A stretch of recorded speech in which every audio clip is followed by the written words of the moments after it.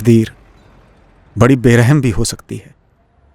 कभी कभी ऐसी गलतियों की सजा वसूलती है, याद भी नहीं होता कब की थी ये गलती,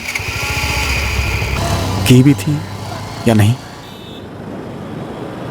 फिर ख्याल आता है कि कहीं ये कोई कर्मों का खेल तो नहीं, कोई गलती जो शायद आज नहीं, कल परसों नहीं, सालों पहले नहीं, पर कहीं पिछले जन्म में ही ना की हो।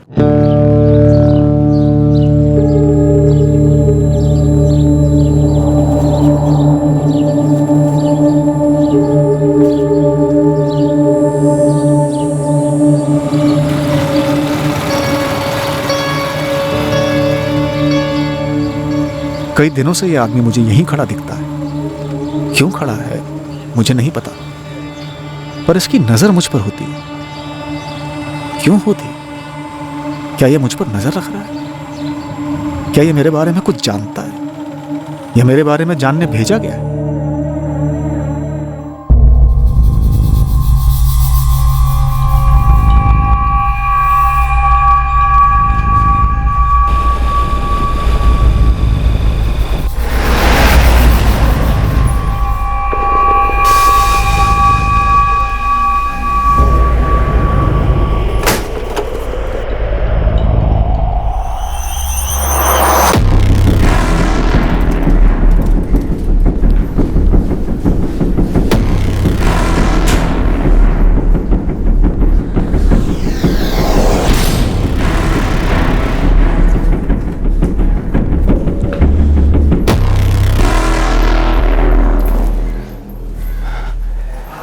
इस बार तो अब घोड़ा हमको चलाने दीजिए। हमारा वक्त आ चुका है, हम एकदम तैयार हैं। अभी टाइम है बच्चे, टाइम है अभी। जितना कहा गया है उतना ही करेगा तो। जी भैया जी, जी। जो ड्यूटी तुझे दी गई है उसी में लगा रहा। जिनकी फायरिंग की ड्यूटी है वो सही टाइम पर तुझसे मिलेंगे। जगह का मुआयना कराना, टारगेट दिखाना और काम होते ही निकल लेना। अगर ये सब मक्खन की तरह हुआ तो अगली जुबारी में घोड़ा तेरे हाथ में होगा।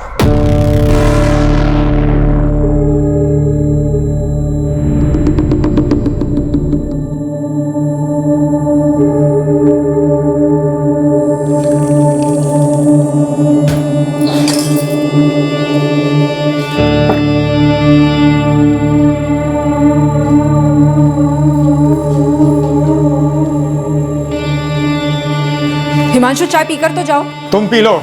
एक काम करो, ठंडी चाय से नहा लो।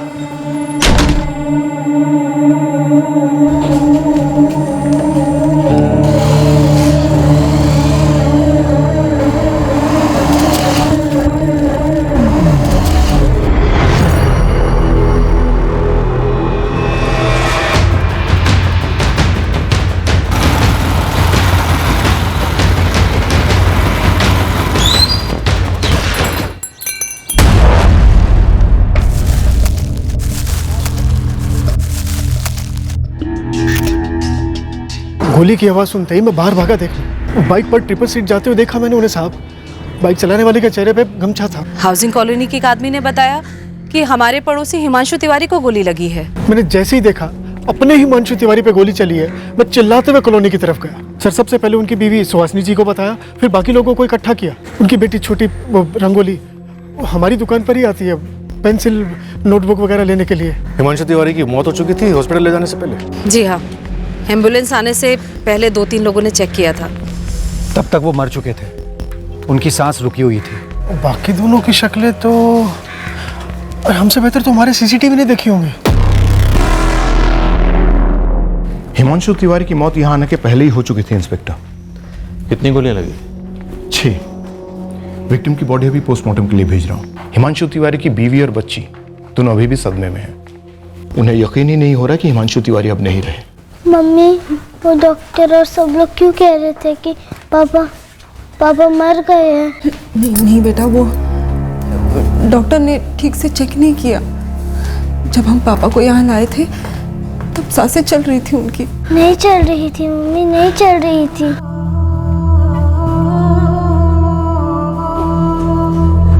पुलिस। हिमांशु की सांसें चल रही है ना, मतलब कोशिश हो रही है ना उन्हें बचाने की। यहाँ लाने से पहले ही आपके पति हिमांशु तिवारी गुजर चुके थे।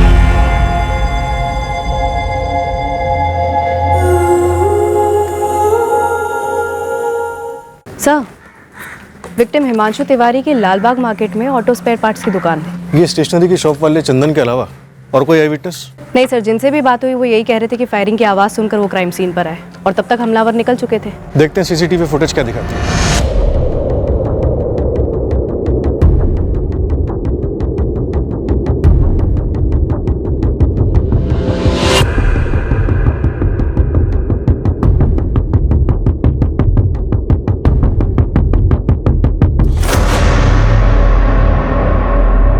सर, दोनों शूटर में से एक शूटर वापस जाता है और 2 गोली दागता है, यानी डबल शूटिंग की गई, डबल श्योर होने के लिए कि टारगेट किसी भी तरह बचा नहीं रहे। लेकिन खुद को बचाने की कोई खास कोशिश नहीं की गई। सिर्फ बाइक सवार ने गमछा पहना हुआ है, बाकी के 2 लोग ऐसे ही हैं। जबकि शायद इन्हें मालूम होगा कि यहाँ सीसीटीवी लगा हो सकता है। सर, बाइक की नंबर प्लेट भी ब्लैंक है, इस बात का भी ख्याल रखा गया। सर, थोड़ा सा रिवाइंड करके देखते हैं। दोनों शूटर्स एक ही तरफ देख रहे हैं, जैसे कि किसी के इशारे का इंतजार कर रहे हैं। इन दोनों को इशारा मिलता है और ये लोग हिमांशु पे हमला करते हैं। और ये इशारा कर देने वाला शायद वो स्पॉटर कोऑर्डिनेटर गमछाधारी होगा। ये गमछाधारी स्पॉटर काफी दिनों से फील्डिंग कर रहा होगा हिमांशु की। स्टेशनरी ओनर चंदन से कुछ और इन्फॉर्मेशन मिली? सर, कह रहा है इसके अलावा कुछ और याद नहीं है। उसे कहो कि याद करे, दिमाग पर जोर डाले, या फिर पूछ लो कि हम याद दिला। क्यों निशाना बनाया गया होगा हिमांशु तिवारी को? क्या इसकी ये रोज की रूटीन होगी, शाम के इसी वक्त घर से निकलना 4 बजे के आसपास? सर, ये तो उसकी वाइफ सुहासिनी बता सकती है, पर अभी तो वो काफी शौक में है। 4 गोलियां मारी गई और फिर कुछ सेकंड बाद 2 गोलियां और दागी गई। जरूरत नहीं थी वैसे, पहले 4 में ही मौत हो चुकी होगी, या चंद सेकंड्स बाद हो जाती, no doubt. Victim spare part की दुकान चलाता था, फैमिली वाला आदमी है। पता नहीं किसी से क्या दुश्मनी रही है, इतनी बेरहमी से मार डाला।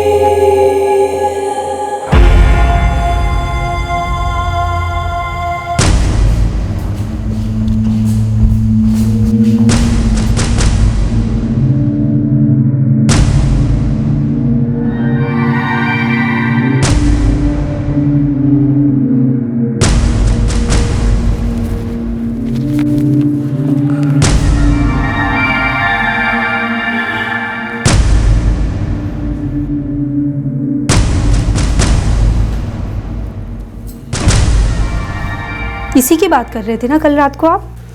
हाँ, हिमांशु तिवारी।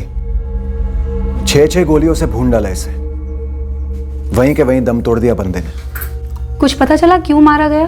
अब तक तो नहीं, लेकिन कोई ना कोई कारण तो जरूर निकलेगा। वही होगा जो हमेशा होता है, जर जोरू या फिर जमीन का मामला।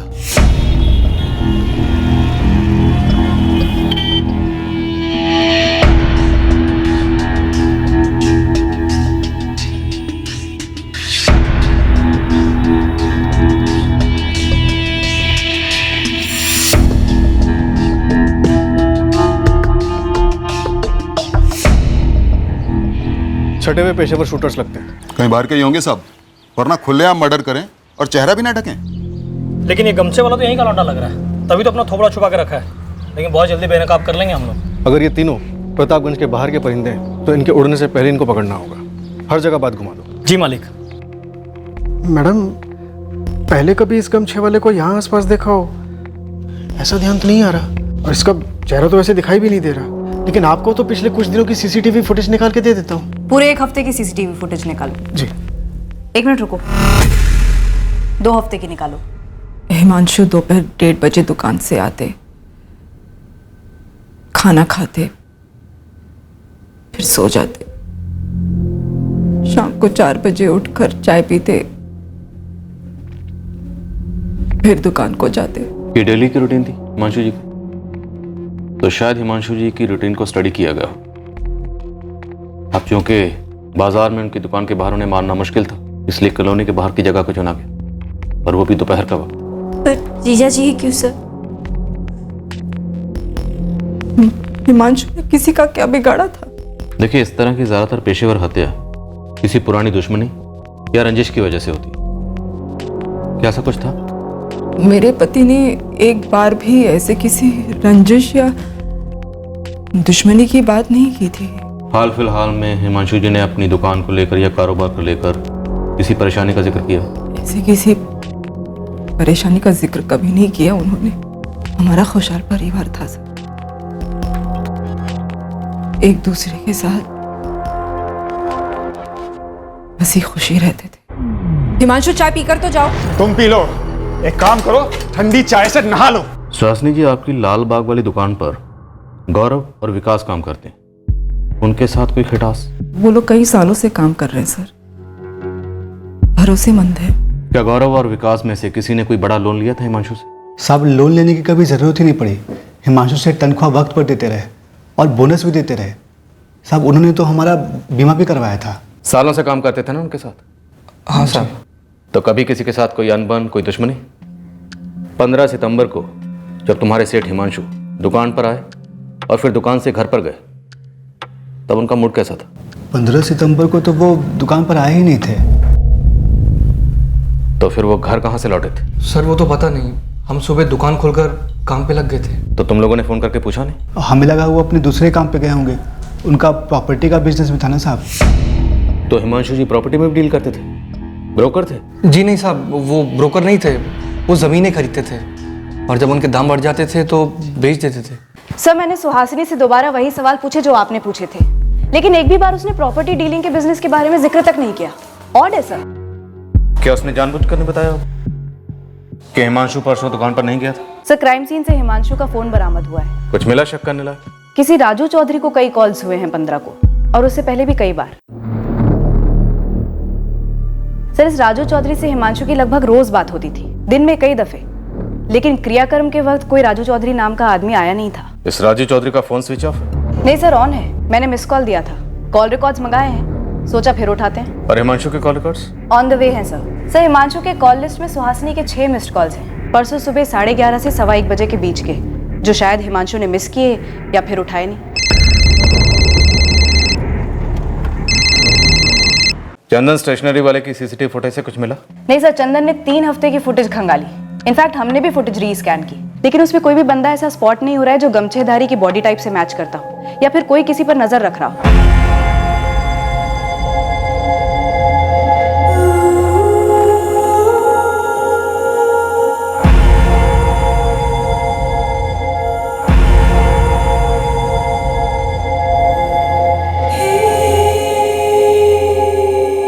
नियति का कैसा खेल है ये?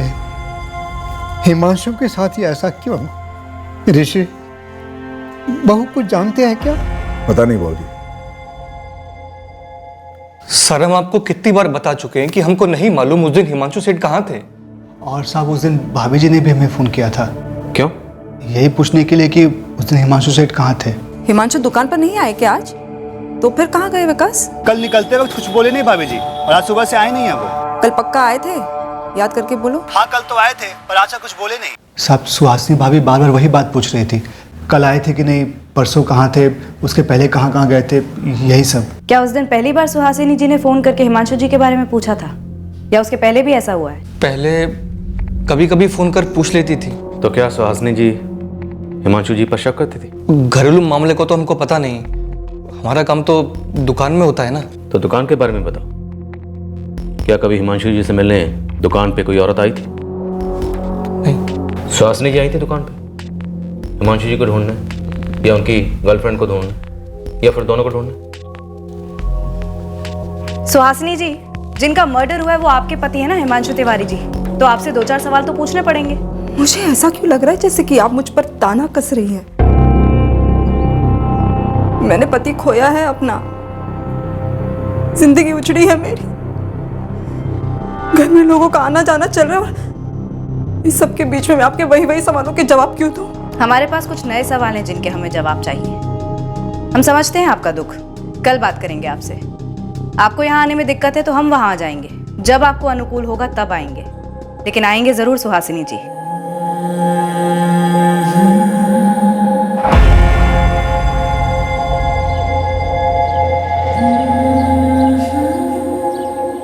तुम और रंगोली कुछ दिनों के लिए हमारे यहाँ शानपुर क्यों नहीं आ जाते? देखती हूँ माँ, यहाँ पर भी बहुत सारे अधूरे काम पड़े हैं, समझ में नहीं आ रहा है माँ, शुरुआत कहाँ से करूँ।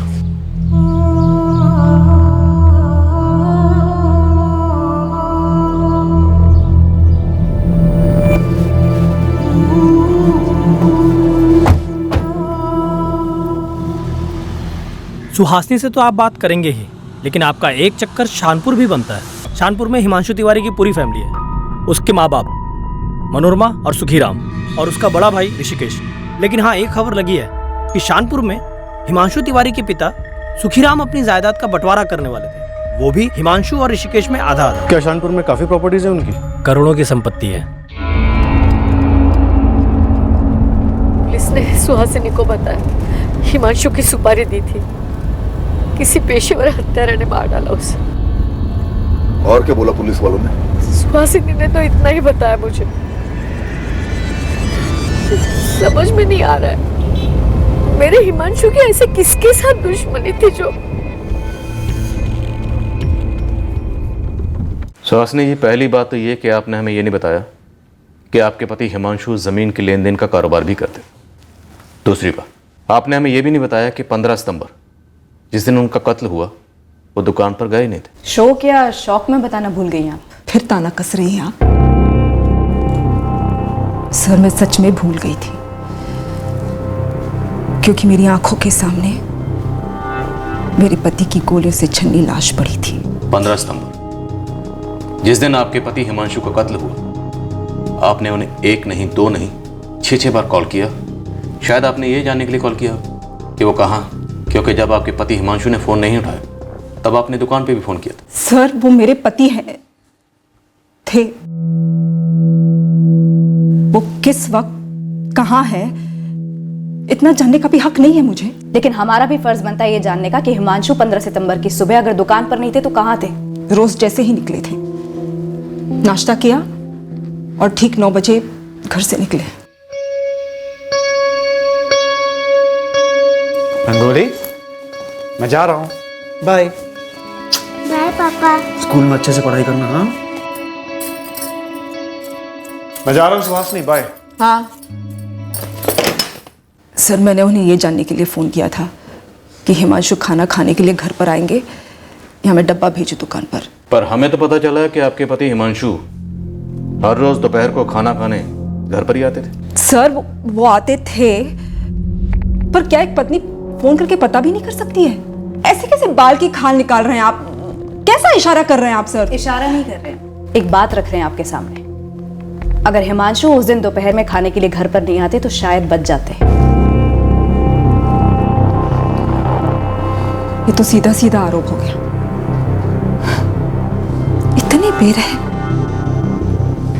कैसे हो सकते हैं आप लोग?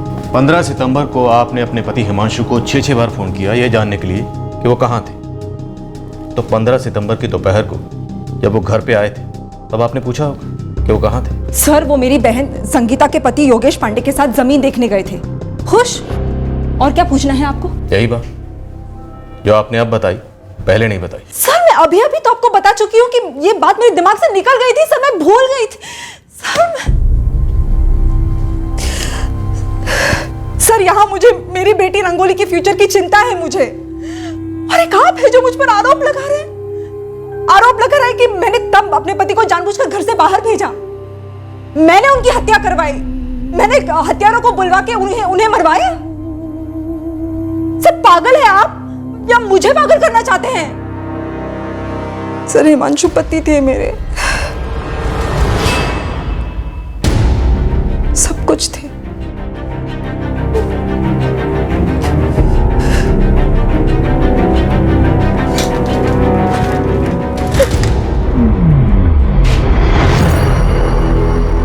ये सुहासिनी जितना बता रही है उससे कहीं ज्यादा छुपा रही है।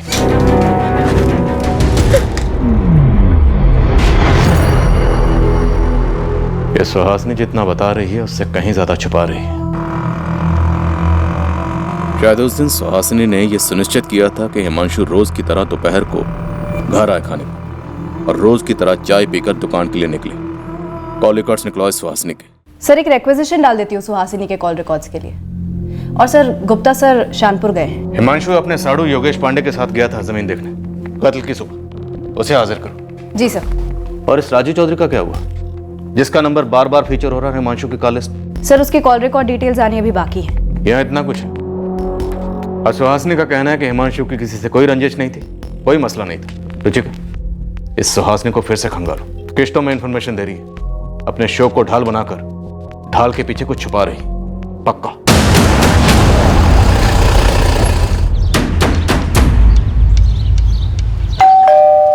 आपका शक बेहुदा है।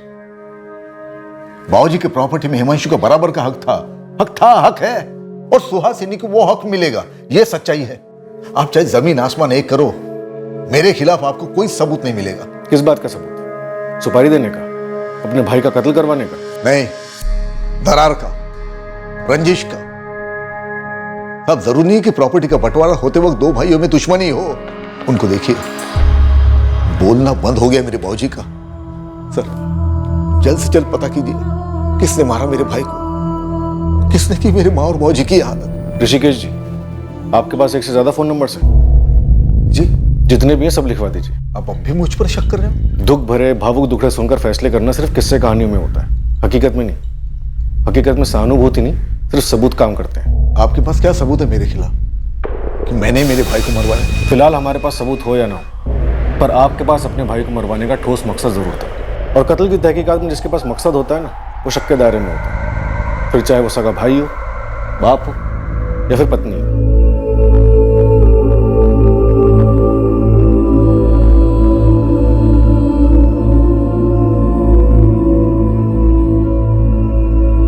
मम्मी, जब आप और पापा की लड़ाई होती थी मुझे बहुत रोना आता था।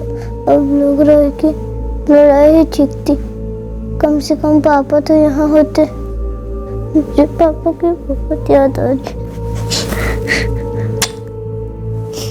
मुझे भी बेटा। तो फिर आप उनके साथ इतनी लड़ाई क्यों करती थी? मम्मी, पापा को किसने मार डाला? क्यों मार डाला? मुझे नहीं पता बेटा, मुझे नहीं पता।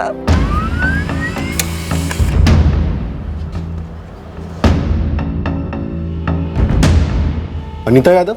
जो नंबर हिमांशु ने राजू चौधरी के नाम से सेव किया था वो दरअसल किसी अनीता यादव का है। एक आदमी अपने मोबाइल में एक औरत का नंबर एक आदमी के नाम से क्यों सेव करेगा?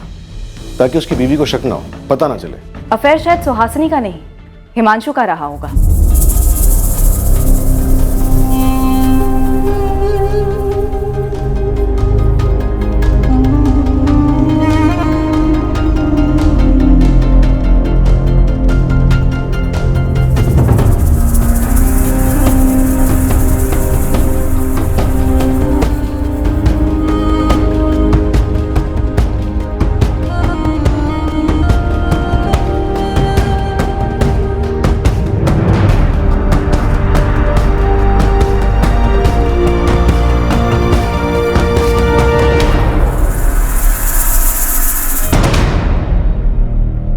सर इतने कॉल्स होते रहे हिमांशु और अनीता यादव के बीच में, मतलब रिश्ता करीब ही रहा होगा।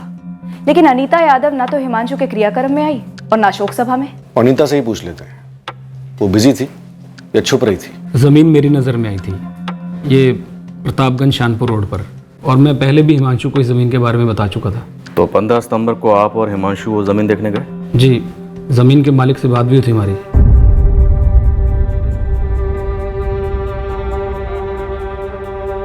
हमने ज़मीन के सारे कागज़ देखे, काफ़ी यहाँ वहाँ की बातें हुई। और सर अगर आप चाहें तो ज़मीन के मालिक अश्विन जी से पूछ सकते हैं। नंबर दूँ आपको? फ़ोन रिकॉर्ड्स है हमारे पास।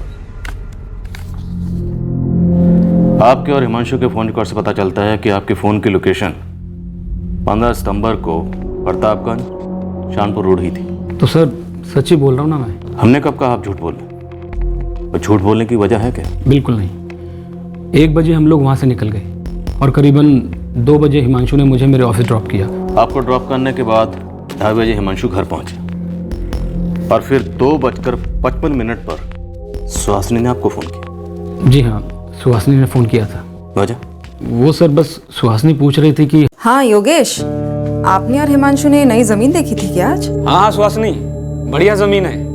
मैं और हिमांशु सौदा पक्का करने की सोच रहे हैं। अच्छा, वैसे क्यों पूछ रही हो तुम? बस ऐसे ही। तो क्या सुहासिनी भी ज़मीन के लेन देन में हाथ बटाती थी? जी नहीं सर। तो फिर फ़ोन क्यों किया? वो ऐसे ही सर। फिर 3:55 पर जैसे ही हिमांशु घर से निकला, सुहासिनी ने आपकी पत्नी संगीता को फ़ोन किया। सर सगी बहनें हैं दोनों। वो दोनों सगी बहनें, आप सगे जीजा हैं और हिमांशु सगा पति था, जो इस फोन कॉल के दौरान ठीक 4:01 पर 6 गोलियों से भून दिया गया। सर मुझे समझ नहीं आ रहा कि ये दोनों बातें आपस में जुड़ी कैसे। आप कहना चाहते हैं कि क्या संगीता और सुहासिनी को मालूम था? मालूम था क्या? आप कहना चाहते हैं कि संगीता और सुहासिनी मिलकर हिमांशु को, सर ऐसा क्यों करेंगी वो? यही तो हम जानना चाहते हैं। हमें सुहासिनी पर गहरा शक है। कोई अंधा भी बता सकता है कि सुहासिनी और हिमांशु के बीच में शक की गहरी खाई थी। सर मुझे कुछ नहीं पता। सर मैं एक ब्रोकर हूँ, ज़मीनों की डील करता हूँ। हिमांशु भी यही काम करता था। हमने कुछ ज़मीनें मिलकर खरीदी और अच्छा दाम मिलने पर मुनाफा बांट लिया। संगीता और सुहासिनी बहनें हैं, लेकिन सर वो अपनी ज़िंदगी जीते हैं, हम अपनी। सर मुझे इस बात का बिल्कुल भी अंदाज़ा नहीं है कि हिमांशु और सुहासिनी के बीच में कुछ गलत था। अनीता यादव कौन? कौन अनीता यादव सर? जी वो कुछ वजह से मैं हिमांशु की शोक सभा में नहीं आ पाई। क्या वजह है अनीता जी? वो पर्सनल है। आप कभी हिमांशु की पत्नी सुहासिनी से मिलने नहीं गई दुख जताने? कोई पर्सनल कारण? मैं सुहासिनी को नहीं जानती, बस उनके बारे में जानती हूँ। पर वो आपके बारे में नहीं जानती? शायद नहीं जानती हो। कैसे जाने? हिमांशु के फोन में तो आप राजू चौधरी हो। ये आपका निकनेम है या इसका भी कोई पर्सनल कारण है? साहब ये अनीता यादव IIM रोड पर चांदनी अपार्टमेंट में रहती है और उसका पति शरद किशोरीपुर में रहता है। अलग हुए? ना साहब, ट्रांसफर पर। अनीता का पति शरद PWD में इंजीनियर है। अनीता और शरद का कोई बच्चा नहीं है साहब। अनीता का पति शरद का किशोरीपुर में पर्चा खोलो। जी साहब, बिल्कुल। अच्छा, उन दोनों शूटर्स का कुछ पता चला? और उस गमछे वाले का? साहब वो दोनों शूटर 101% बाहर के हैं। उन दोनों को अपनी पूरी बिरादरी में किसी ने नहीं पहचाना। लेकिन वो गमछे वाला तो यहाँ का हो सकता है। बिल्कुल हो सकता है साहब, लेकिन उसने गमछा इतना टाइट बांध रखा है कि इतनी सी भी पहचान नहीं मिल रही है उसकी। सर 15 सितंबर को जब हिमांशु घर से बाहर निकला था 4 बजे, तब पति पत्नी में घमासान झगड़ा हुआ था। पड़ोसी ने बताया? हाँ सर, एडवोकेट रीटा मिश्रा ने। बगल वाला घर उसी का है। देखिए, झगड़े किस जोड़े के बीच में नहीं होते, पर चूंकि ये मर्डर का मामला है इसीलिए बता रही हूँ आपको। रोज होते थे झगड़े? कभी कोई मारपीट? कभी कोई मारपीट ना देखी ना सुनी। और सच कहूँ, मैं इन सब चीज़ों पर इतना ध्यान ही नहीं देती, टाइम ही नहीं है मेरे पास। पर उस दिन मेरे एक क्लाइंट घर आए हुए थे, प्रकाश सिंह, और इन लोगों के चिल्लाने की आवाज़ से हम डिस्टर्ब हो रहे थे। रीटा जी, मुझे लगता है ये पॉइंट हमारी तरफ से काम करेगा, इसे उठाना चाहिए। जरूर उठाएंगे प्रकाश जी। और ये मैं कहाँ जाऊँ? मुझे तो 24 घंटे पूरी जिंदगी रोज का है इनका ये झगड़ा। आप बताइए, आप क्या कह रहे थे? मैं कह रहा था वो ऐसा क्या करता हूँ मैं? क्या तकलीफ देता हूँ तुम्हें? बोलो ना। हम अंदर चलकर काम करते हैं। सारा दिन घर पे बैठ के प्लान बनाती रहती हो कैसे जान खाई जाए हिमांशु की। झगड़ा बढ़ गया तो मैं प्रकाश जी को लेकर अंदर वाले कमरे में चली गई। हम डिस्कस ही कर रहे थे, यही कोई 10-1 मिनट ही हुआ होगा, तभी पूरी कॉलोनी में चिल्लाने की आवाजें आने लगी। अरे हिमांशु जी को गोली मार दी किसी ने। ये वही हिमांशु है ना जिसकी आवाज हमने अभी सुनी थी? हाँ, हिमांशु तिवारी नेबर है मेरा। अरे उनकी आवाज अभी तो आ रही थी। हम कुछ समझ ही नहीं पाए, बस देखा कि सारे लोग कॉलोनी के बाहर भाग रहे थे। रीटा जी, क्या सुहासिनी अपने पति को मरवा सकती है? क्या बोलूं मैं, वैसे सालों से जानती हूं मैं उन दोनों को, दोनों ही डिसेंट हैं, पर लोगों के दिलों में, दिमाग में, घरों में क्या चल रहा है कोई कैसे बोल सकता है? आपको क्या लगता है? आप कह रही थी कि हिमांशु जी 15 सितंबर की सुबह अपनी दुकान पर नहीं गए थे। सोचिए, हिमांशु जी घर लौटे हों, उन्होंने खाना खाया हो, और शायद उसके बाद वो अपनी दुकान पर जाना ही ना चाहते हो। शायद ये झगड़ा पैदा किया गया हो जानबूझकर, हिमांशु जी को उकसाने के लिए, ताकि उन्हें गुस्सा आ जाए, उनका मूड ऑफ हो जाए, और वो रोज की तरह जब बाहर निकलते हैं उसी टाइम पर बाहर निकले और हत्यारे पहले से ही वहां घात लगाकर बैठे हुए हो। देखिए, मैं तो बस एक थ्योरी पेश कर रही हूं, जैसे हम कोर्ट में करते हैं। That's it.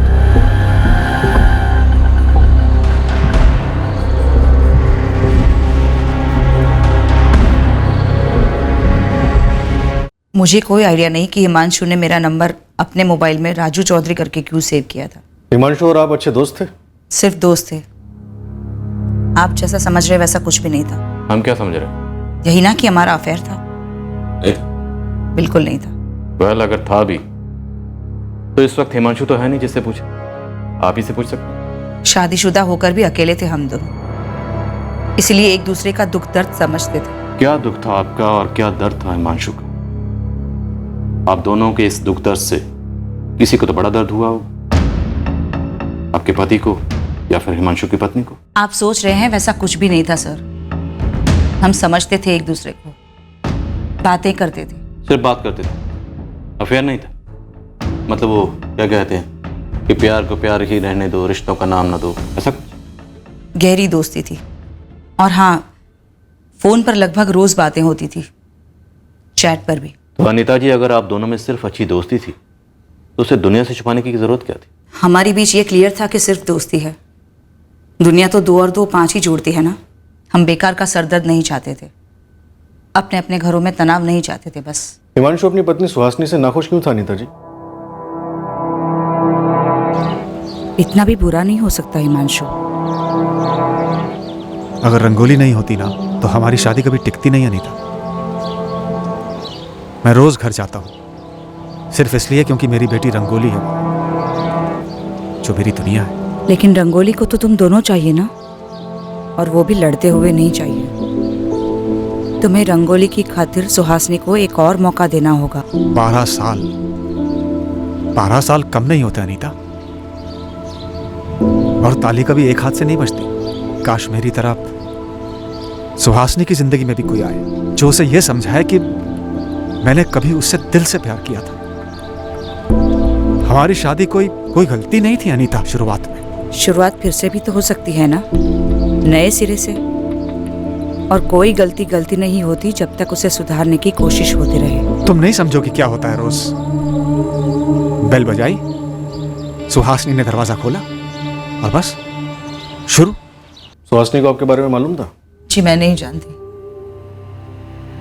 और इसलिए मैं हिमांशु के अंतिम संस्कार में भी शामिल नहीं हुई थी।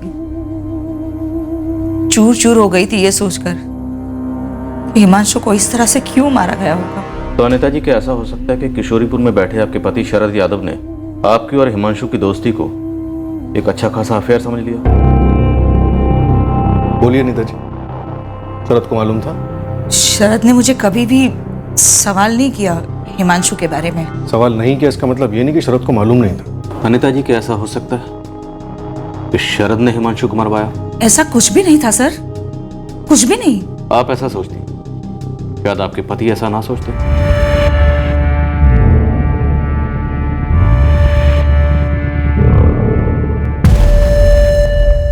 ये हाफिज मलिक और ये यूनुस शेख। कौन से ग्रोह के? कोई माई बाप नहीं इनका। ये तो एक दूसरे के भी नहीं है, लेकिन एक खबर पता चली है कि 15 सितंबर की सुबह प्रतापगंज स्टेशन पे दोनों दिखे थे। दोनों बहुत ही शातिर हैं, काम के लिए फ़ोन भी नहीं रखते हैं। नया काम, नया सिम कार्ड। काम हुआ, सिम कार्ड फेंका। किसी लॉज में चेक इन भी नहीं किया, कहीं चाय भी नहीं पीते कि पकड़ सके। बस काम किया, धाएं धाएं धाएं और निकल लिया, एकदम मक्खन। जावेद, तू और असलम इस इलाके का हीरो होने का दावा करता, लेकिन अभी तक ये पंटर कौन है इसके बारे में कुछ भी खबर नहीं मिली तुम्हें। क्या अगर सो रहे हो तुम दोनों? पूरी फील्डिंग कर रहे हैं, बहुत जल्दी कैच कर लेंगे। एक पत्नी जो शायद शकी थी, एक दोस्त जो शायद प्रेमिका थी, लेकिन अब तक हम हिमांशु के हत्यारों तक नहीं पहुंचे। किसी के भी फोन रिकॉर्ड से कुछ नहीं मिला। कहीं ऐसा तो नहीं हम गलत रास्ते पर चल पड़े? बिना फोन कॉल के भी मर्डर की प्लानिंग हो सकती है, हुई भी है। हाँ, होती है। चलो मान लेते हैं कि इस मर्डर की प्लानिंग भी आमने सामने बैठकर हुई। पर गुप्ता, सामने बैठने वाला कौन है, कहाँ है? सर, हिमांशु का भाई ऋषिकेश, शानपुर से। इसके खिलाफ कुछ मिला? इसके फोन रिकॉर्ड से कुछ निकला? बात करो। हाँ ऋषिकेश, बोलो। सर, ये पेशेवर हत्यारे सस्ते तो नहीं आते होंगे ना? क्यों, तुमसे ज़्यादा चार्ज किए क्या, या फिर मार्केट रेट क्या चल रहा है? ये पता करने के लिए हमें फ़ोन किया है। सर बात मेरे भाई के मर्डर की है, इसलिए मजाक ना करे तो बेहतर है। सुनिए, हमारी एक बहन है दूर की, मीना त्रिपाठी, बेलागर में रहती है। हितेश बेटा, चलो गरम गरम खाना खा लेते हैं। बस मम्मा 2 मिनट। कोई 2 मिनट वो मिनट नहीं। विधवा है मीना। कुछ 1.5 महीने पहले उसने अपने मरहूम पति की प्रॉपर्टी बहुत ही घाटे में बेची थी। और तुम्हें लगता है इस मीना को पैसे चाहिए थे सुपारी देने के लिए? बस ऐसे ही ख्याल आया, वैसे सबूत नहीं है मेरे पास कोई। इस ख्याल के पीछे का पुलाव क्या है?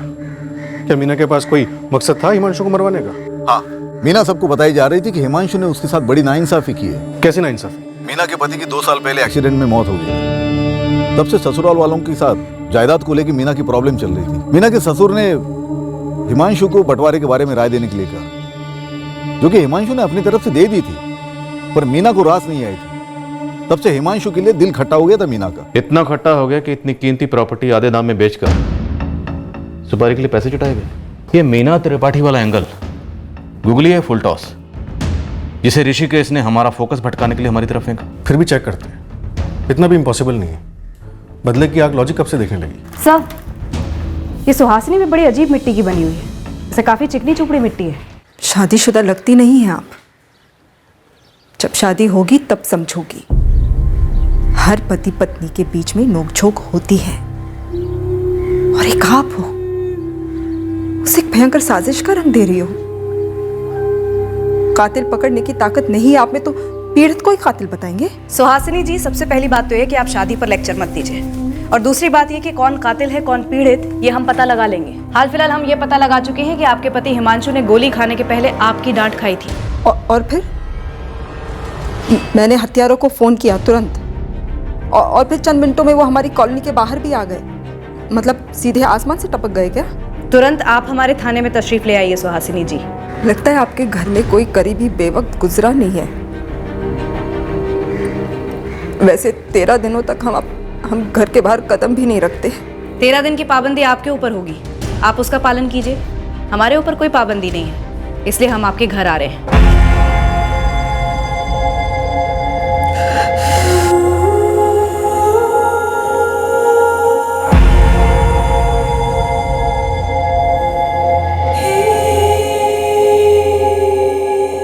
सुहासिनी, तुम्हारी हर रोज की झिकझिक की वजह से ना मुझे ऐसा लगता है कि इस घर में कभी नहीं लौटूं, कभी नहीं।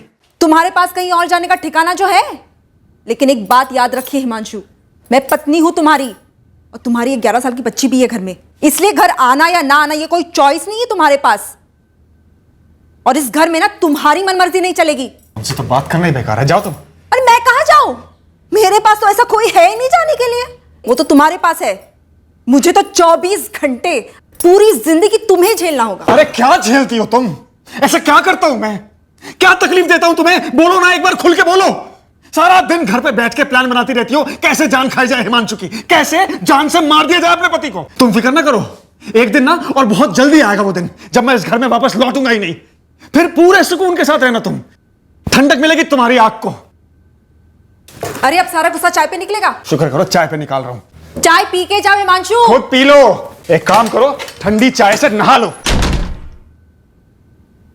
सर, लगता है ये सुहासिनी बहुत बड़ा गेम खेल रही है, सोच रही है आंसुओं से हमारी आंखों में धूल झोंकेगी। सर, सुहासिनी की बहन संगीता को भी उठाते हैं।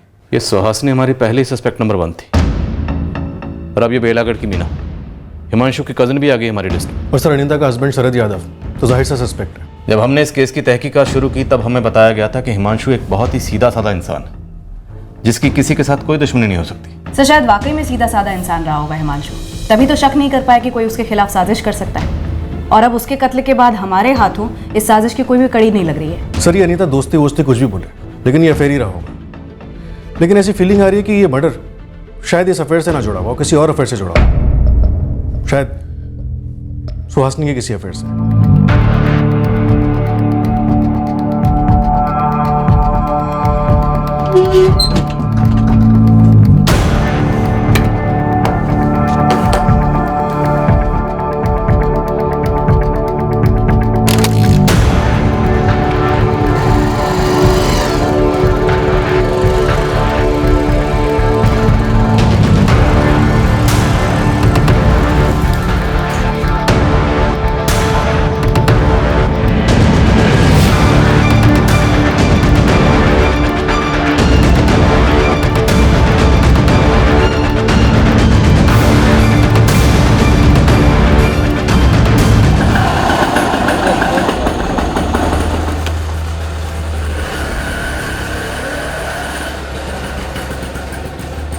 तो सुहासिनी के कॉल रिकॉर्ड्स डबल स्कैन किए, अफेयर का इशारा तो नहीं हो रहा है। हो सकता है अफेयर वाला फोन अलग हो।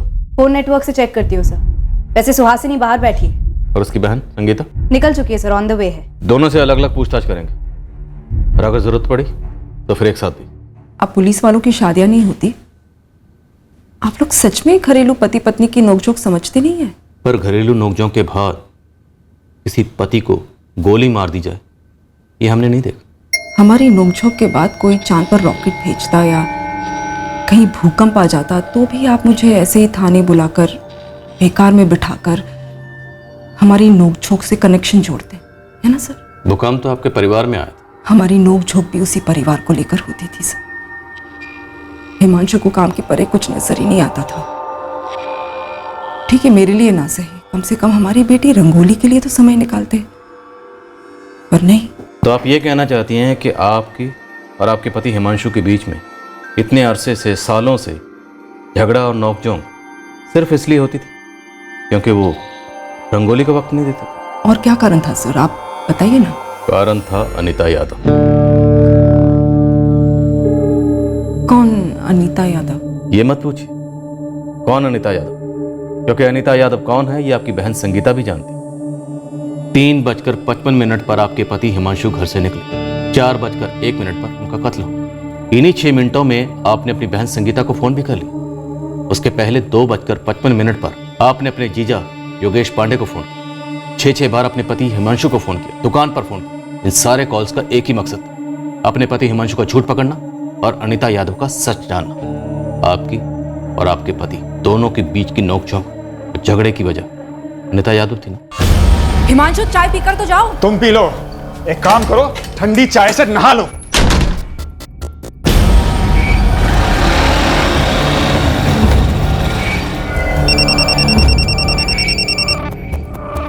हाँ सुहासिनी बोल। मुझे लगता है कि योगेश भी झूठ बोल रहा है। तो तुझे लगता है कि योगेश भी जीजाजी का साइड ले रहा है? इधर हिमांशु आग बबूला होकर घर से बाहर निकला और उधर सुहासिनी ने तुम्हें फोन किया। गपशप करने के लिए तो फोन किया नहीं होगा। दरअसल गपशप करने के लिए ही किया था। बहनें हैं हम दोनों और सबसे अच्छी सहेलियां भी। ये तो हमारी बदनसीबी है कि उसी वक्त किसी ने जीजाजी की हत्या कर दी, और उससे भी बड़ी बदनसीबी ये कि उनके कातिलों का पता लगाने के बजाय आप लोग हमारे जख्मों पर नमक रगड़ रहे, खासकर मेरी बहन के। क्या आप दावे के साथ कह सकते हैं कि उनकी जिंदगी में कोई औरत थी और वो ये अनीता यादव थी? सबूत क्या है आपके पास? सुहासिनी जी, अफेयर के सबूत तो आपको मिले हों, तभी तो हिमांशु को मौत मिली। मत कहिए ऐसा सर, मैं तो कभी पता लगा ही नहीं पाई। सर मुझे लगता जरूर था कि कोई है, पर वो कौन है मैं कभी जान नहीं पाई। और आप अब मुझे बता रहे कि कोई थी, वाकई में थी। आपको कैसे पता चला? वैसे ही जैसे आपको पता चला राजू चौधरी से, जिससे आपके पति हिमांशु की कई बार बात हो। राजू चौधरी?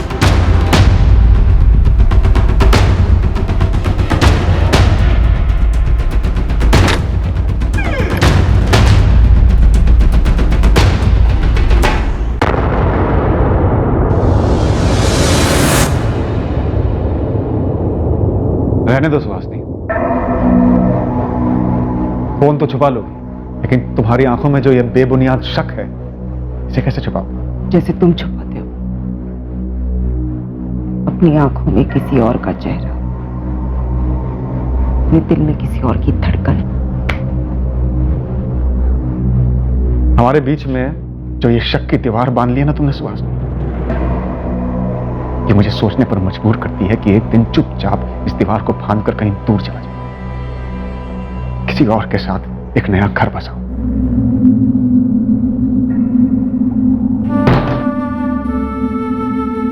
अनीता का नंबर हिमांशु ने राजू चौधरी के नाम से सेव किया था।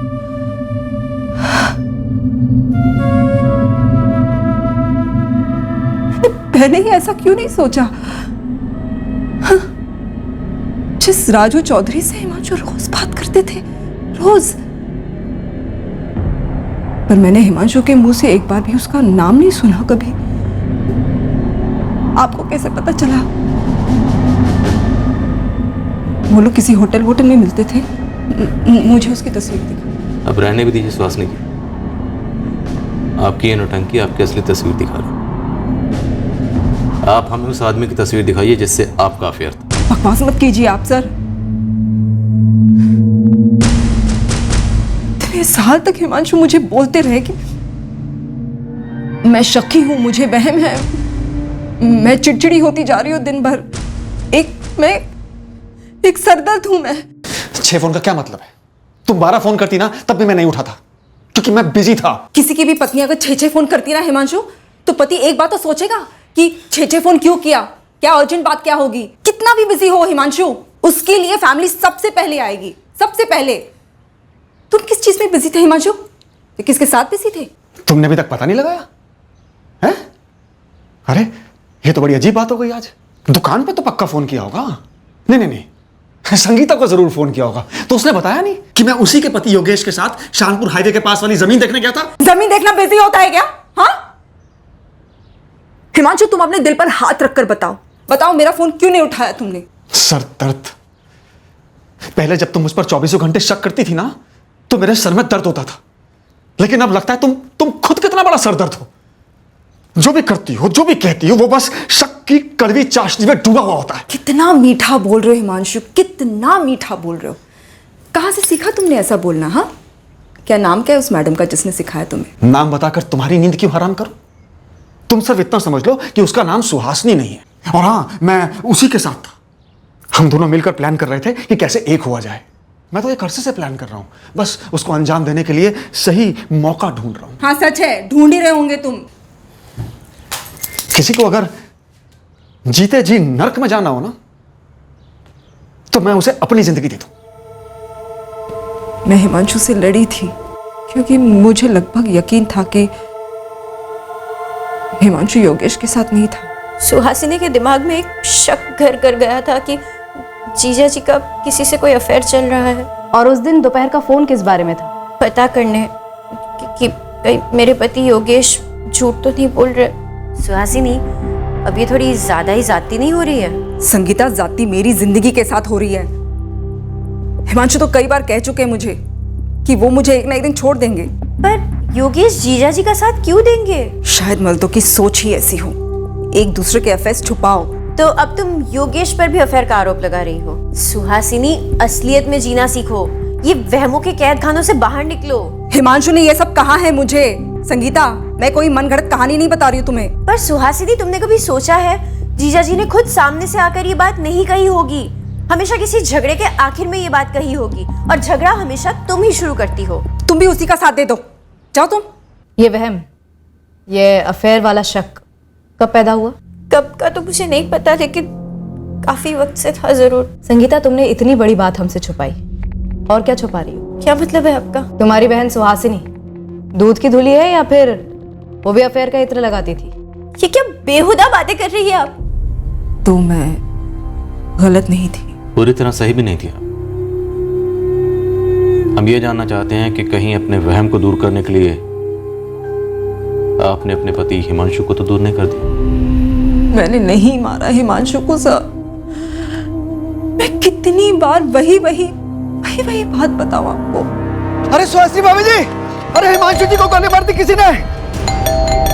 भाभी जी, क्या हुआ? अरे हिमांशु जी को गोली मार दी किसी ने। क्या बकवास कर रहे हैं आप? अरे भैया कहाँ जा? अरे कॉलोनी के बाहर पड़े वो खून बह रहा है। हाँ। कहाँ? मैं एम्बुलेंस में प्रार्थना करती रही हिमांशु बच जाए। अपने आप को कोसती रही कि क्यों झगड़ा किया मैंने हिमांशु के साथ। कितनी बार सोचा मैंने कि काश झगड़ा नहीं किया होता मैंने उनके साथ। शायद वो उस दोपहर को घर पर आराम करना चाह रहे थे, बस झगड़े की वजह से वो गुस्से में निकल गए। नहीं चाहते तो बच जाते, पर एक ना एक दिन वो जाते मुझे छोड़कर। रंगोली को मुझसे छीनकर किसके साथ जाते हैं ये मैं कभी पता नहीं कर पाती। सर, आप इस अनीता यादव से मिले हैं ना? कब शादी करने वाले थे वो? शायद आपको शादी की तारीख पता चल गई थी, इसलिए हो सकता है कि इससे पहले कि दोनों शादी करते आपने हिमांशु की सुपारी दे दी। आपको हथियारों से किसने मिलवाया? गिरोह का सरदार कौन था? आप पता लगाइए ना, जैसे आपने अनीता यादव का पता लगाया।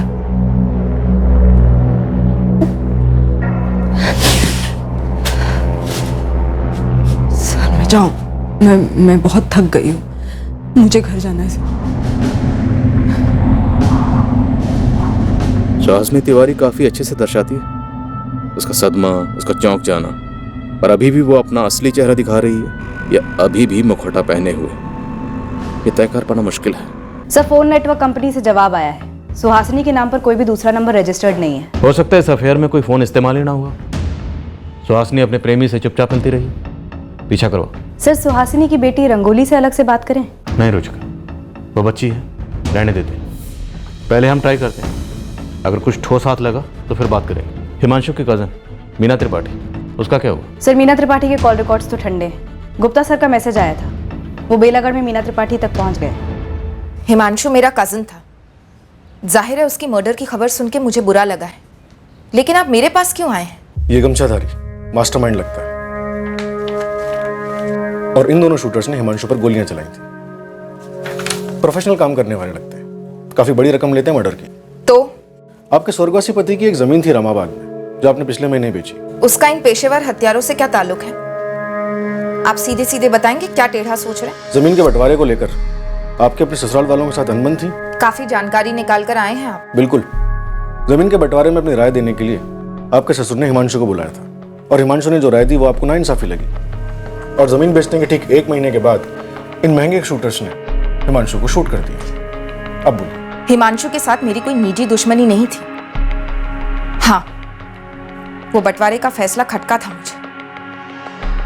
मेरे सर पे मेरी बेटी की जिम्मेदारी, इसलिए अपने ससुराल वालों के सामने कुछ मांगे रखी थी मैंने।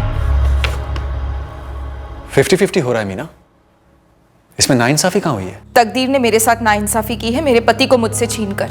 आप लोग थोड़ा बड़ापन नहीं दिखा सकते? मेरी हालत नहीं देख सकते? इस घर की विधवा हूं मैं, बेवक्त हुई विधवा।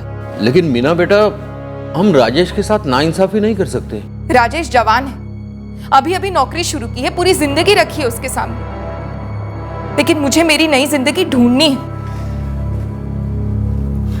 लेकिन मीना, तुम्हारे पति रुपेश ने जिंदगी भर जो भी कमाया, जो भी इन्वेस्टमेंट्स किए, वो सब तो तुम्हारे और तुम्हारे बेटे के नाम पर ही है ना। उसमें से तो कोई भी हिस्सा ये परिवार तुमसे नहीं मांग रहा, क्योंकि वो गलत भी होगा। लेकिन केशव अंकल की प्रॉपर्टी पर राजेश और रुपेश दोनों भाइयों का बराबर का हक बनता है। नाखुश हुई, लेकिन लड़ी नहीं। जो होना था हो गया, मामला खत्म है। हिमांशु भी खत्म है। क्या ये मामला, ये रंजिश हिमांशु से थी? इंस्पेक्टर साहब, आपको बहुत गर्मी लग रही होगी ना, और इस किराए के मकान में एक कूलर तक नहीं है, और मैं हिमांशु के खिलाफ भड़ास निकालने जमीन बेचकर उसके कत्ल की सुपारी दूंगी। कितने की सुपारी दी थी? किसने उठाई थी सुपारी?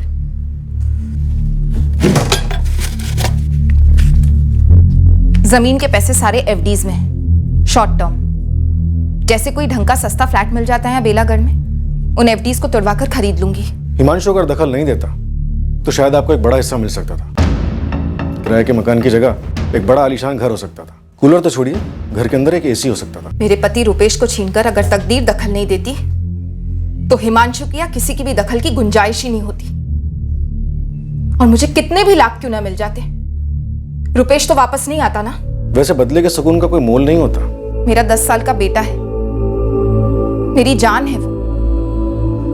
इतना संगीन जुर्म करके मैं उसकी जिंदगी के साथ खिलवाड़ नहीं कर सकती। आप गलत गलियां छान रहे हैं। जो गलियां हम छान रहे थे, अगर वो गलत थी तो वो कौन सी सही गली थी जहां हमें इस कत्ल की जड़ मिलती, और उस गली तक हम पहुंचते कैसे? ये सबसे बड़ा सवाल तलवार बनकर लटक रहा था हमारे सर पर। अनीता यादव के पति शरद यादव के खिलाफ भी हमें कोई संदेहजनक सुराग नहीं मिल रहा था। केस की शुरुआत से लेकर अब तक सुहासिनी ही मुख्य संदिग्ध रही थी और अब भी थी, लेकिन अभी तक उसके खिलाफ भी कील ठोकने वाला कोई सबूत हाथ नहीं लगा था। ये दोनों शूटर हाफिज और यूनुस कई गैंग के लिए काम करते हैं, लेकिन अभी बिल्कुल हवा है। किसी भी गैंग के पास कोई खबर नहीं इनकी। और ये गमछाधारी ये सामने से निकल भी जाएगा और हम लोग यूं ही खड़े बात करते रह जाएंगे। कमाल है तुम लोगों का खबरी नेटवर्क। शूटर्स को तो छोड़ो, सुहासिनी पर क्या इन्फॉर्मेशन लेकर आए हो तुम लोग? जीरो। साहब एक उंगली डालूं क्या? अभी तक तो सारे 9 बॉल डाले हैं तुम लोगों ने। बोल। अरिहंत कॉलोनी के बाहर सुहासिनी के घर पर नजर रखे हम लोग। वो खुद तो कहीं आती जाती है नहीं, तो हमें लगा कि हो सकता है कि कोई इससे मिलने के लिए आता हो। तो कोई आता है? देखा तुम लोगों ने? सुहासिनी के नहीं साहब, सुहासिनी के घर के बगल वाले घर में एडवोकेट रीता मिश्रा के यहाँ प्रकाश सिंह लगभग डेली आता है। प्रकाश सिंह? जी मैडम। सर ये वही प्रकाश सिंह है जो रीटा मिश्रा के मौजूद था जब हिमांशु और सुहासिनी के बीच में झगड़ा हो रहा था। और सर शूट आउट के बाद भी क्राइम सीन पर ये दौड़ा दौड़ा आया था एडवोकेट रीटा मिश्रा के साथ। साहब प्रकाश सिंह का एक जमीन का मैटर है। एडवोकेट रीता मिश्रा के यहाँ वो इसी सिलसिले में आता है। और हिमांशु भी तो जमीन की डीलिंग करता था। वो तो अपने सुहासिनी के किसी प्यार का पता लगाने के लिए बोला था। तो मैंने सोचा कि रोज आते आते हो सकता है प्रकाश और सुहासिनी का कहीं कोई टाका पीट हो गया हो, या फिर ये भी हो सकता है कि प्रकाश का कोई पुराना लफड़ा हो हिमांशु के साथ जमीन को लेकर के। और होने को तो ये भी इत्तेफाक लगता है कि ठीक कत्ल की दोपहर प्रकाश सिंह वहीं था रीता के घर पे। सर ये रीटा मिश्रा ने मुझे बताया था कि कत्ल के ठीक पहले हिमांशु और सुहासिनी के बीच में जोरदार झगड़ा हुआ था।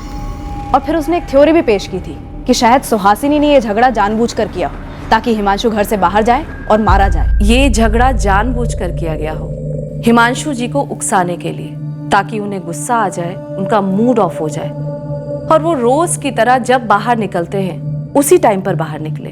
सब बात तो बिल्कुल फिट बैठती है। ये रीटा मिश्रा मुझे उस दिन ऐसे जानकारी दे रही थी जैसे कोई कोर्ट में क्रॉस एग्जामिनेशन करके दलीलें पेश करता।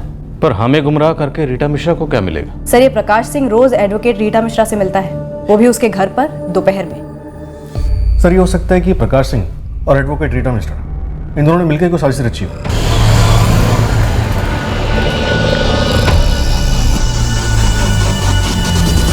या तो ये रीटा मिश्रा इस सारी साजिश में शामिल है, या फिर एक पॉसिबिलिटी ये भी है ये एडवोकेट रीटा प्रकाश सिंह की जमीन का मसला हैंडल कर रही थी, पर उसे इस बात की भनक ही ना हो कि प्रकाश और सुहासिनी के बीच कुछ चला था, या फिर हिमांशु और प्रकाश के बीच कोई पंगा। सर इन दोनों संभावनाओं में जैसे ही हिमांशु घर से बाहर निकला होगा, इसकी जानकारी बाहर फील्डिंग कर रहे हत्यारों को दी गई होगी कि टारगेट निकल चुका है। एक बार फुटेज फिर से देखते हैं।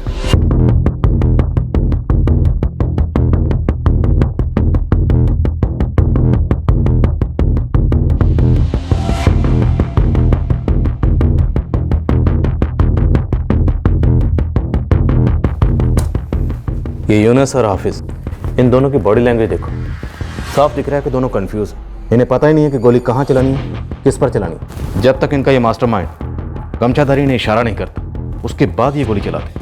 अब इस गमछाधारी को किसी ने मैसेज किया या फ़ोन किया, ये हम नहीं देख पा रहे, क्योंकि वह इस वक्त फ्रेम में नहीं है। सर इस प्रकाश सिंह और उसके एडवोकेट रीटा मिश्रा दोनों की फाइल्स बनाते हैं, दोनों के फ़ोन रिकॉर्ड स्कैन करते हैं, एक एक डिटेल्स निकलवाते हैं। अगर कुछ भी हुआ तो ज़रूर सामने आएगा।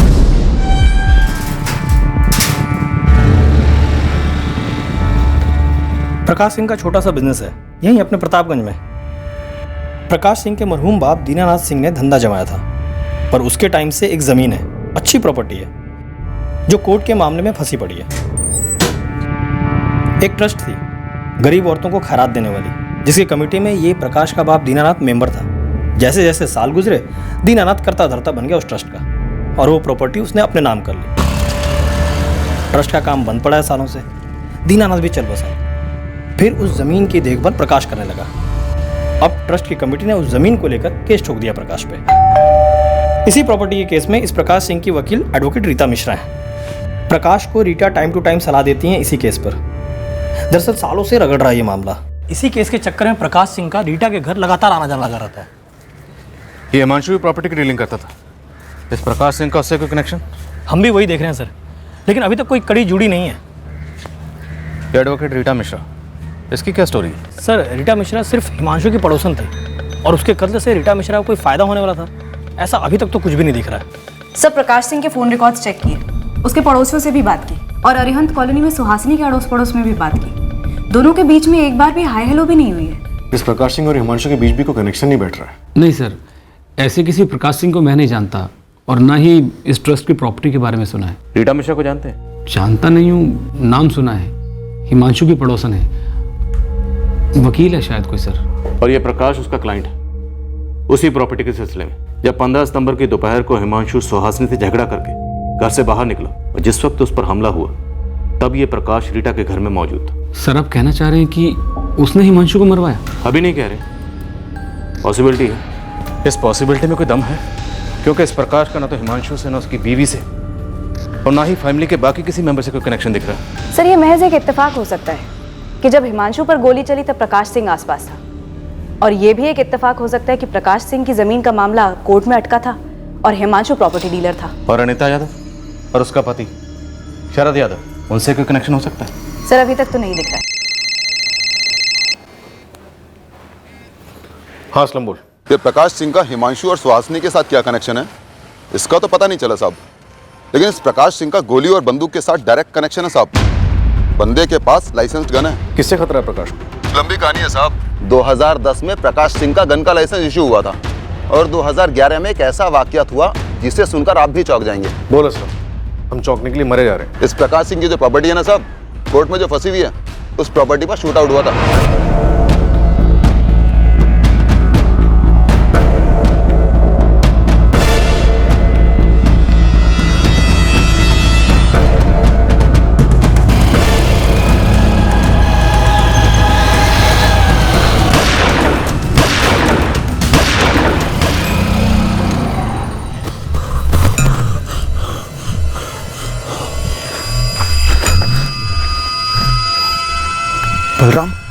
बलराम चौहान मारा गया। निशाना प्रकाश सिंह था। 6 साल पहले की बात। इस हमले का हिमांशु या उसके मौसा से कोई कनेक्शन था? वो तो पता नहीं साहब, लेकिन ये खबर हमें एक पुराने हिस्ट्री शीटर ने दी है। शूट आउट की लोकेशन प्रतापगंज है, तो किसी न किसी थाने में केस जरूर दर्ज हुआ होगा। गुप्ता, 2011 का केस है शूट आउट। निकलाओ केस फाइल। मैं क्राइम सीन के आसपास के सभी थानों से शुरुआत करता हूँ। असलम, पूरा जोर लगा दो, अपनी सारी फौज लगा दो इस काम के पीछे। पता करो इस प्रकाश सिंह का हिमांशु से, या उसकी बीवी सुहासिनी से, या अनिता यादव, या उसके पति शरद यादव से कोई भी कनेक्शन। रविंद्रनगर police station. बात सिर्फ लाइसेंस बंदूक की होती तो शायद हम प्रकाश सिंह के पीछे इतने हाथ धोकर नहीं पड़ते, पर डिस्प्यूटेड प्रॉपर्टी पर इस शूट आउट की खबर ने हमारे कान खड़े कर दिए। हम लगभग पक्का थे कि प्रकाश सिंह का हिमांशु के कत्ल के वक्त क्राइम सीन के आसपास होना महज एक इत्तेफाक नहीं था। पर इससे पहले कि प्रकाश सिंह की पूरी कुंडली हमारे सामने खुलती, हिमांशु के शूट आउट की साजिश का एक पन्ना हमारे हाथ लगा। कौन है संजय राजपूत? नया कॉला पंटर है, पर नारायण नगर में बतौर गुंडा उभर रहा है। हिमांशु तिवारी के मर्डर में इसकी कोई डायरेक्ट इन्वॉल्वमेंट है? डायरेक्ट इन्वॉल्वमेंट है कि नहीं ये तो पता नहीं, लेकिन इसका एक पुराना साथी है, बंटी सिंह। मेरा बंदा उस बंटी सिंह से मिला था, तो बंटी सिंह बोला कि 16 सितंबर की सुबह से ये संजय राजपूत अंडरग्राउंड है। संजय और बंटी दोनों की डिटेल्स निकलवाओ और तुरंत भेजो।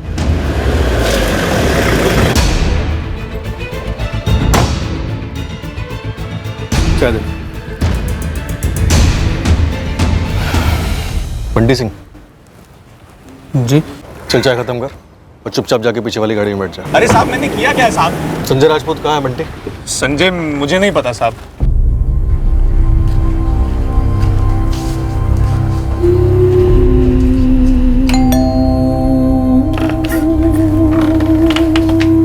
जी, मैं अनीता यादव। मतलब राजू चौधरी? मुझे आपसे कुछ बात करनी है।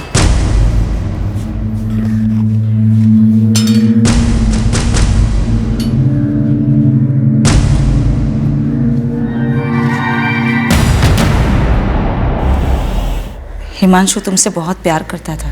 एक सर्टिफिकेट ले आती साथ में। तुम जैसा सोच रही हो वैसा कुछ भी नहीं था। हम सिर्फ दोस्त थे। हाँ, राजू चौधरी, मुझे तुम्हारी हर बात पर पूरा यकीन है। मुझे तो ये तक नहीं पता था कि हिमांशु ने मेरा नंबर किसी और के नाम से सेव किया है। लेकिन ये तो पता था ना कि तुम एक घर तोड़ रही हो, एक बच्ची को अपने बाप से अलग कर रही हो। पता था ना तुम्हें? शर्म नहीं आई तुम्हें? मैंने कहा ना तुमसे कि ऐसा कुछ भी नहीं था, हम सिर्फ दोस्त थे बस। 12 साल से साथ में हूँ हिमांशु के, उसके हर दोस्त को जानती हूँ। पुलिस को भी यही शक था कि मेरा और हिमांशु का अफेयर था, लेकिन ये सच नहीं है। और सुहासिनी, हिमांशु तुमसे नाखुश नहीं था, वो तो बस तुम्हारी शक करने की वजह से परेशान था। वो तुम्हारे और रंगोली के साथ एक सुखी जीवन बसर करना चाहता था। और सुहासनी, मैं भी शादीशुदा हूँ। हम दोनों बस बातें करते थे, कभी शादी वादी का ख्याल तक नहीं आया। शायद हिमांशु की मजबूरी रंगोली थी, तुम्हारी मजबूरी तुम्हारा पति। किसी की कोई मजबूरी नहीं थी। हिमांशु बस तुम्हारी शक करने की वजह से परेशान था। उसे लगता था कि तुम उस पर यकीन ही नहीं करती। वो हमेशा चाहता था कि वो वक्त कभी वापस आ जाए जो तुम दोनों ने साथ में बिताया था शादी के शुरुआत के सालों में। मैं भी एक औरत हूं, महसूस कर पाती थी जब वो बातें करता था तुम्हारे बारे में कि वो तुमसे कितना प्यार करता है। हिमांशु का तुम्हारे लिए प्यार कभी खत्म नहीं हुआ, कभी नहीं। लेकिन शक और प्यार धूप और छांव जैसे होते हैं, एक साथ कभी नहीं रह सकते। चलती हूँ।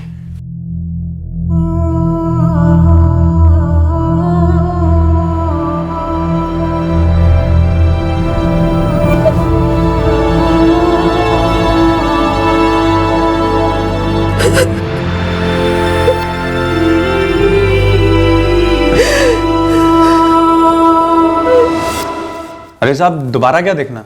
ये संजय ही है, बचपन से देखा है इसे। अब कहाँ दिखेगा? अभी का नहीं पता साहब, पर अपने नारायण नगर में तो नहीं है। कुछ दिन पहले अचानक से हवा हो गया। 16 सितंबर से? हाँ साहब, उसी दिन से। ये यूनुस शेख और ये हाफिज मलिक, दोनों पेशेवर हत्यारे और तुम्हारे बचपन के दोस्त संजय राजपूत ने इन दोनों से एक हत्याकांड करवाया। एक मासूम आदमी की जान ली गई, हिमांशु तिवारी की। और ये है हिमांशु तिवारी। हाँ साहब, ये अखबार में आया तो था, टीवी पर भी देखा था मैंने। साहब फिर भी पुलिस के पास नहीं आया? अरे साहब, तब ध्यान नहीं आया। तेरा बचपन का दोस्त संजय राजपूत, जिसने गमछा पहना हुआ है, अखबार में उसकी फोटो देखी होगी, टीवी पर सीसीटीवी फुटेज दिखाई गई, सब कुछ देखने के बाद भी तो पुलिस के पास नहीं आया? साहब, मुझे क्या पता था वो इतनी जल्दी बीए पास हो जाएगा और मर्डर करने लग जाएगा। तेरे बीए में पीएचडी छोड़ और ये बता, तू कौन से घराने का कलाकार है? हाँ? गुरु कौन है तेरा? साहब, मैं और संजय साथ में काम करते थे, हफ्ता वसूली करते थे ठेले वालों से। फिर वो साला संजय दुर्जन भैया के साथ काम करने लग गया और मुझे कभी मिलवाया भी नहीं। अब ये दुर्जन भैया कौन है? दुर्जन भैया ना भाई लोगों के भी भाई हैं, बॉस हैं वो। तेरे इस गुरु का गुरुकुल का है? साहब, फिलहाल तो आप लोगों के ही मेहमान है वो आज। सेंट्रल जेल से हुक्म चल रहा है, जब जब कोर्ट में पेशी होती है ना, संजय दौड़ा दौड़ा आता चरण स्पर्श करने उनके। तो सुपारी दुर्जन ने ली होगी और उसने आगे दी होगी संजय को। ये सब क्या हो रहा है मैडम? मेरा पीछा क्यों किया जा रहा है? ये क्या कह रहा है आपका खबरी?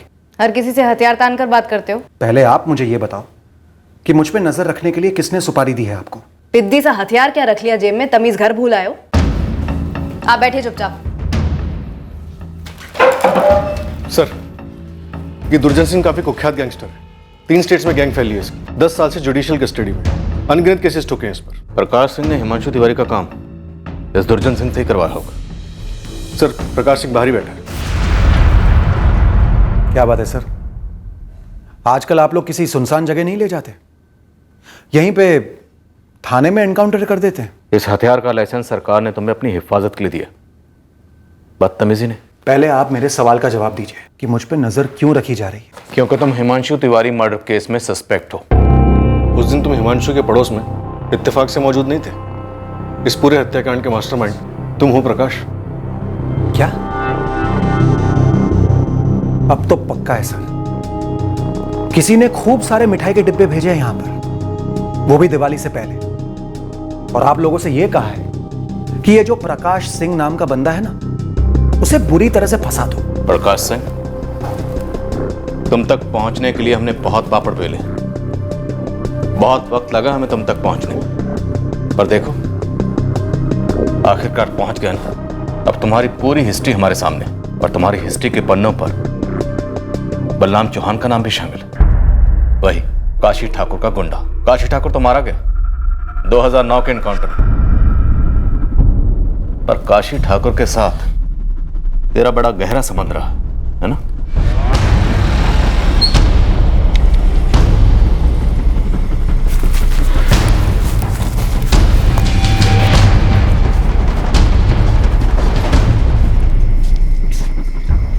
हाँ प्रकाश, बैठ। मैं ये गन जरूर रखता हूं अपने साथ, लेकिन गोली वोली नहीं चलाई लोगों पे। ये हथियार, ये लाइसेंस, ये सिर्फ अपनी सुरक्षा के लिए है। जावेद की कनपट्टी पे जो घोड़ा रखा था वो कौन सी सुरक्षा थी? कारण है साहब, और हम वो कारण जानना चाहते हैं। आपने 2011 में हुए शूटआउट के बारे में पता तो करवाया, जिसमें बलराम मारा गया था, लेकिन शायद आप लोग ये नहीं जानते हैं कि 2012 में भी एक शूटआउट हुआ था, वो भी ठीक मेरे घर के बाहर ही।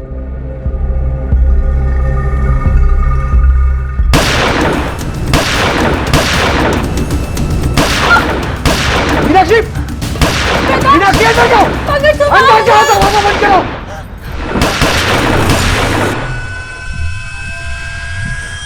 हाँ, तब मैंने 4 गोलियां चलाई थी जवाब में, सिर्फ अपने बचाव के लिए। तुम काशी ठाकुर के लिए क्या काम करते थे? कोई काम वाम नहीं करता था मैं काशी ठाकुर से सिक्योरिटी मांगने गया था। मेरी जान को खतरा था। अब खतरा छू भी नहीं सकता तुझे, और डरने की कोनो जरूरत भी ना है। हमारे आदमी सिक्योरिटी बन के खड़े रहेंगे तुम्हारे पास। 24 घंटे साथ होंगे। तेरी जो प्रॉपर्टी है वहां हमारा आदमी बलराम, ये बलराम अपना गोडाउन बनाएगा, हलचल रहेगी, लोगों का आना जाना रहेगा, उसमें तेरी सुरक्षा बनी रहेगी। अगर तुम्हारी जान को वाकई खतरा था और तुम्हें प्रोटेक्शन की जरूरत थी तो तुम्हें पुलिस के पास आना चाहिए था, लेकिन तुम गए एक गुंडे के पास। सर, अगर आपको इंफॉर्मेशन चाहिए थी हिमांशु तिवारी मर्डर केस में, तो आपने मुझे क्यों नहीं बुलाया? किसी खबरी को क्यों लगाया मेरे पीछे? ज्यादा स्मार्ट ना बना प्रकाश सिंह। हमारी क्या औकात है स्मार्ट वार्ड बनने की? स्मार्ट तो आप पुलिस वालों की ये वर्दी बना देती है लोगों को। जानते हैं, मुझ पर जब हमला हुआ था तो वो लोग भी वर्दी में थे। किसी के बाप को पता नहीं चला कि वो लोग पुलिस वाले नहीं, गैंगस्टर है। ये हमला हिमांशु ने करवाया था तुम पर? नहीं सर, देखिए, मैंने पहली बार हिमांशु तिवारी के बारे में 15 सितंबर को सुना, और देखा भी उसे पहली बार 15 सितंबर को ही, वो भी जब वो बेचारा मरा पड़ा था। मेरा हिमांशु तिवारी से दूर दूर तक कोई लेना देना नहीं था सर। तो फिर काशी ठाकुर से तुमने प्रोटेक्शन क्यों ली? और उसके एनकाउंटर के बाद दुर्जन सिंह से ली, और दुर्जन सिंह को सुपारी दी हिमांशु को मारने के लिए। क्या क्या क्या? मैंने दुर्जन सिंह को सुपारी दी हिमांशु को मरवाने की? मैडम, आप लोगों का बहुत बड़ा वाला क्रॉस कनेक्शन लगा है। क्या सर, आपने इतना कुछ पता करवाया मेरे बारे में, लेकिन यह पता नहीं कराया कि मुझ पर जो हमले हुए थे वो दुर्जन सिंह ने ही करवाए थे, मेरी उसी प्रॉपर्टी के लिए जिस पर अभी भी केस चल रहा है। और मैं काशी ठाकुर से मदद इसीलिए मांगने गया था क्योंकि दुर्जन सिंह और काशी ठाकुर जानी दुश्मन थे। दुर्जन सिंह मुझे बहुत परेशान कर रहा था, धमकी दे रहा था मेरी प्रॉपर्टी छोड़ने को।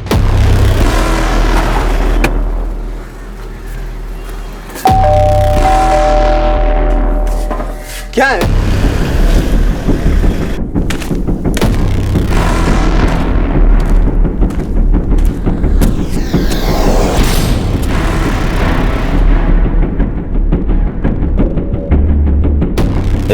पैर छुबे सुना नहीं।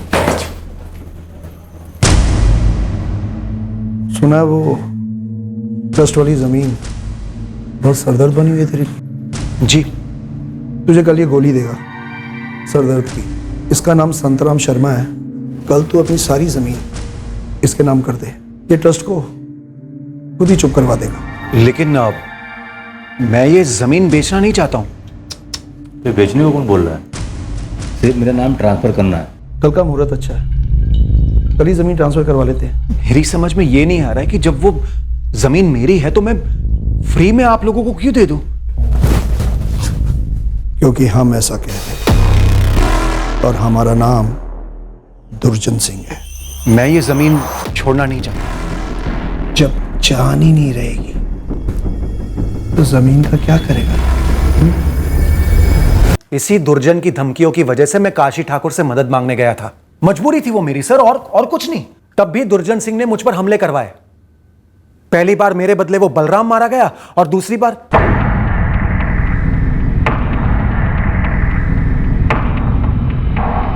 सर कहीं ऐसा तो नहीं कि इस बार भी दुर्जन मुझे, और मेरे बदले वो हिमांशु? प्रकाश ने जब हमें बताया कि वो 2 बार पहले भी दुर्जन सिंह के हमलों से बच गया था, तब हमें और प्रकाश को भी ये बात खनकी कि क्या तीसरी बार भी वो अपनी मौत को टाल पाया।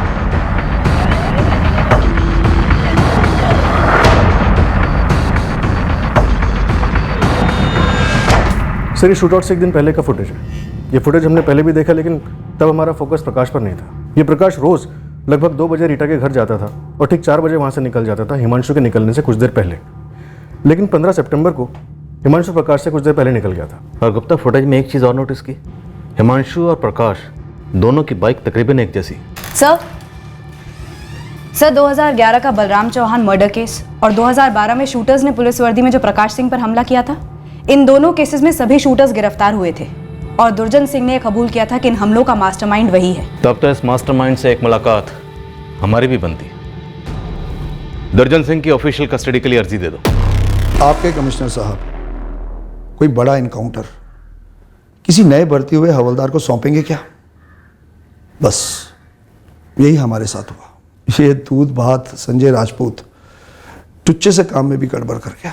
कह रहा था 1 महीने से फील्डिंग लगाई है। भैया जी, प्रकाश सिंह हर दिन दोपहर 2 बजे अरिहंत कॉलोनी जाता है अपने वकील रीता से मिलने। रोज 27 दिन से पीछा कर रहा हूँ। और तो और बंदा इतवार को भी वहां पर गया था। अरिहंत कॉलोनी के बाहर का रास्ता एकदम सुनसान। आप मुहूर्त निकाल दो, प्रकाश सिंह को कल के कल ढूंढ लो। हमारी कोर्ट में अगली पेशी कब है? अगले हफ्ते भैया। 1 हफ्ता और उस पर नजर रख, पूरी रिपोर्ट दे। इस बार वह बचना नहीं चाहिए। ये शूटर्स यूनस और हाफिज बावरीपुर के। किसी को भेजा था इनके पास? फोन किया था। कहां से फोन किया था? जहां हम रहते हैं साहब, यहीं जेल से। यहाँ जेल में फोन है तुम्हारे पास? कमाल करते हैं साहब, जैसे आप जानते नहीं। हम जैसे इज्जतदार लोगों के लिए इस जेल में सब कुछ है। आप बोलिए, आपको क्या चाहिए? अभी मंगवा देता हूं। यूनस शेख, हाफिज मलिक और संजय राजपूत। इन दोनों शूटर्स का तो पता नहीं है कहाँ है, लेकिन वो संजय राजपूत शानपुर में कहीं छुपा है। उठवा लो उसे। सोचा था कोई हुनर होगा उसमें, एक चांस देकर देखते हैं। हक दिया साला।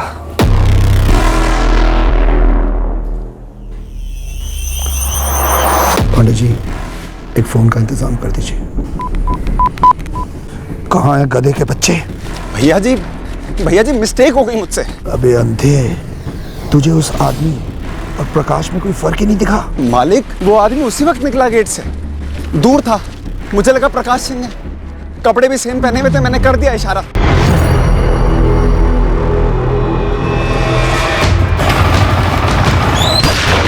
अगली बार ऐसी मिस्टेक कभी नहीं करूंगा मैं। तेरे लिए कोई अगली बार नहीं है। और हाँ, अब एक गलती और मत करना, मेरे सामने मत आना। उठा लो संजय राजपूत।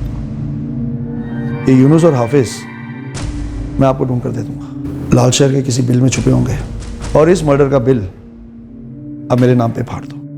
जब काशी का कुत्ता बलराम मारा गया था, रत्ती भर भी दुख नहीं हुआ था, लेकिन ये हिमांशु तिवारी, ये मासूम था बेचारा। हमारा इससे कोई लेना देना नहीं था।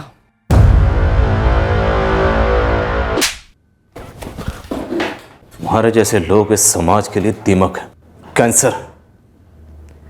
एक ही इलाज है तुम लोगों का, एनकाउंटर।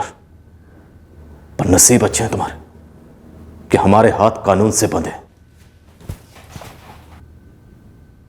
गलती मतलब? वो किसी और को मारने आए थे, लेकिन जिसने शूटर्स को इशारा करना था उसने पहचानने में गलती कर दी। उसने गलती से हिमांशु को अपना निशाना समझ लिया। पर किसे मारना चाहते थे वो लोग तो अपने टारगेट प्रकाश सिंह की दिनचर्या पर नजर रखे हुए थे। हिमांशु को तो वो जानते तक नहीं थे। काश उस दिन हिमांशु ने चाय खत्म की होती। थोड़ी देर के बाद घर से निकलते तो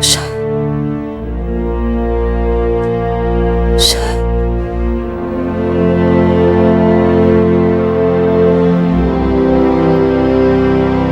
मुझे भी डर लगा रहता बेटा कि एक ना एक दिन तेरे पापा मुझे छोड़कर चले जाएंगे। अब तो पापा चले गए ना हमेशा के लिए।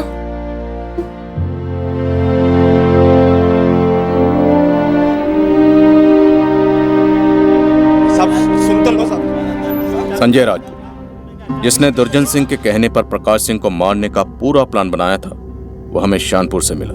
और हाफिज मलिक, 2 शूटर्स में से एक हमें लाल शहर से मिला और दूसरा शूटर यूनस शेख भी बहुत जल्द हमारी गिरफ्त में आ गया। हिमांशु तिवारी बेवजह मारा गया और हमने उसकी जिंदगी के हर पहलू, हर रिश्ते, हर रंजिश को उसके कत्ल का संभव मकसद समझकर टटोला, बाल की खाल की, जबकि हकीकत यह थी कि हिमांशु तिवारी गलती से मारा गया था। मिस्टेकन आइडेंटिटी का यह कोई पहला केस नहीं था हमारा, और यह भी कोई पहली बार नहीं हो रहा था कि दुर्जन सिंह जैसे जुर्म के बाहुबली ने जेल में बैठकर ही मौत का फरमान सुनाया था और मासूम जिंदगियों के साथ भयंकर खिलवाड़ हुआ था। हमें शर्मिंदा होना चाहिए और हम शर्मिंदा हैं कि ऐसे अपराधी हमारी नाक के नीचे पनपते हैं और हम जवाबदेह हैं इस कड़वे सच के लिए।